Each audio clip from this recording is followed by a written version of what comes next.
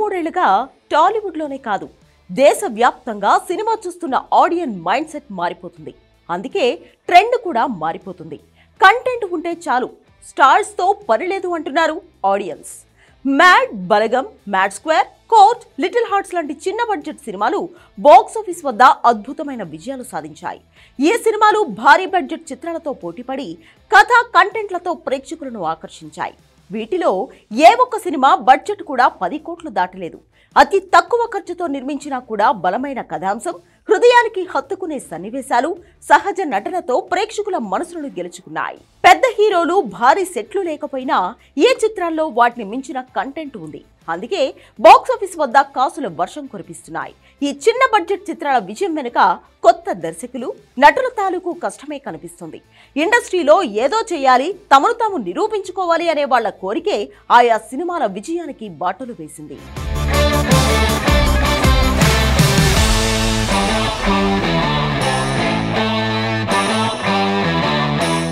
బలగం దర్శకుడు వేణు యల్దండి, మ్యాడ్ దర్శకుడు Kalyan Shankar, little hearts దర్శకుడు సాయి మార్తాండ్ లాంటి వాళ్లు తమ మొదటి చిత్రాలతోనే ప్రేక్షకులను ఆకట్టుకున్నారు. వీళ్లు తీసిన సినిమాల్లో కథలు ఎక్కడి నుంచో రాలేదు. రోజు మనం చూస్తున్న సమాజం నుంచి, సోషల్ మీడియాలో ఉన్న ట్రెండింగ్ అంశాలను తీసుకుని వాటిని నచ్చేలా తెరకెక్కిస్తున్నారు. ఉదాహరణకు బలగం సినిమానే తీసుకుందాం. ఇందులో కొత్త కథ ఏమీ ఉండదు. తెలంగాణ గ్రామీణ నేపథ్యంలో కుటుంబ అనుబంధాలను మనసుకు హత్తుకునేలా తీశాడు వేణు. అలాగే మ్యాడ్ సినిమాలో కాలేజ్ బ్యాక్డ్రాప్ తీసుకుని అప్పుడు యూత్ చేసే అల్లరిని చూపించాడు కళ్యాణ్ శంకర్. ఈ చిత్రాలు తక్కువ బడ్జెట్తోనే భారీ లాభాలను తీసుకొచ్చాయి. బలగం కేవలం 3 కోట్లతో తీసి 30 కోట్లకు పైగా వసూళ్లు సాధించింది. ముఖ్యంగా మ్యాడ్ స్క్వేర్ లాంటి సినిమాలు కేవలం యూత్ ఎలా ఉంటారు అనే దానిపైనే ఫోకస్ చేసి తీశాడు కళ్యాణ్ శంకర్. ఇందులో అసలు కథే ఉండదు, జస్ట్ కామెడీ ఉంటుందంటే. అందుకే యూత్ బాగా కనెక్ట్ అయ్యారు. అదేవిధంగా ఇప్పుడు బాక్సాఫీస్ దగ్గర కాసుల వర్షం కురిపిస్తున్న లిటిల్ హార్ట్ సినిమాలు కూడా కథ కంటే ఎక్కువగా కామెడీ ఎపిసోడ్స్ ఉన్నాయి. 90s middle class biopic series ను ఎంతో అందంగా, మనసుకు హత్తుకునేలా హాస్యాన్ని జోడించి తీశాడు ఆదిత్య హాసన్. ఈ సిరీస్ లో ప్రతి ఒక్కరూ తమను తాము పోల్చుకున్నారు. ఈ దర్శకుడే నిర్మాతగా మారి లిటిల్ హార్ట్ సినిమాను నిర్మించాడు.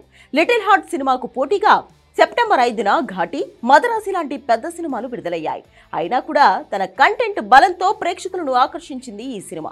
అదేవిధంగా మ్యాడ్ స్క్వేర్, కోర్ట్ లాంటి సినిమాలు సైతం పెద్ద చిత్రాలతో పోటీపడి గెలుపు తలుపు తట్టాయి. ఈ చిత్రాలు బడ్జెట్లో చిన్నవైనా కంటెంట్లో మాత్రం పెద్దవి.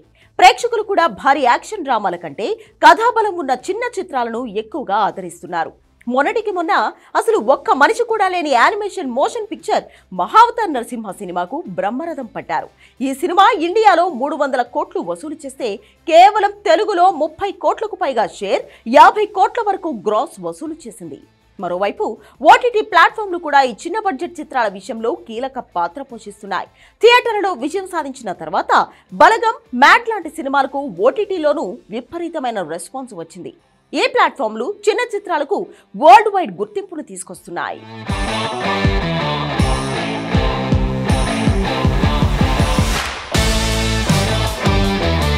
విశ్వక్సేన్ గామి సినిమానే తీసుకుందాం. ఈ సినిమా బడ్జెట్ 2 కోట్లు, థియేటర్లలో 13 కోట్లు వసూలు చేసిన తర్వాత జీ5లో స్ట్రీమింగ్ చేస్తే అక్కడ దుమ్ము దులిపేసింది.